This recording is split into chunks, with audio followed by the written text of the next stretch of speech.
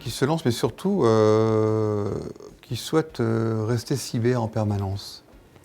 Quand je dis cyber, ça veut dire qu'on peut avoir un déploiement de produits, un déploiement de solutions dans une entreprise associé à de la cyber, des produits approuvés, audits préalables. Mais la cybersécurité est sans limite. Il n'y a pas de temps. C'est-à-dire qu'en permanence, on doit s'enquérir de la cybersécurité avec les nouveaux entrants, les nouveaux salariés.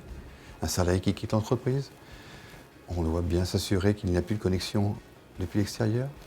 On doit s'assurer qu'il ne peut plus rentrer dans l'entreprise via tout simplement un badge ou un smartphone, puisque maintenant on utilise le smartphone pour rentrer en entreprise.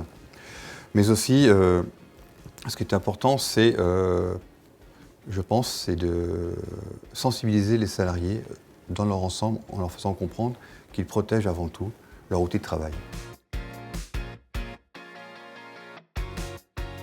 Pour moi, il y a deux enjeux. La première, c'est s'assurer la continuité de l'entreprise.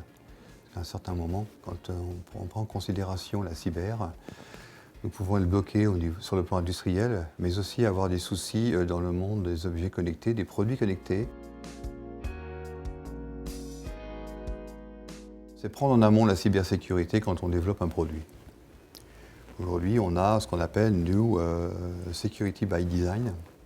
Donc c'est associé à nos produits, c'est un gage de qualité, de reconnaissance envers le futur client, l'usager, qui devra interconnecter ses produits pour ses propres usages. Mais ceci est très important pour les PME, les grands groupes un peu moins, parce que les grands groupes prennent ça en considération en amont. Mais je parle au nom des PME, c'est assurer l'audit. L'analyse de risque est super important. Pourquoi c'est super important? Parce qu'on doit proposer la bonne solution pour protéger l'entreprise de son activité, mais aussi les personnes.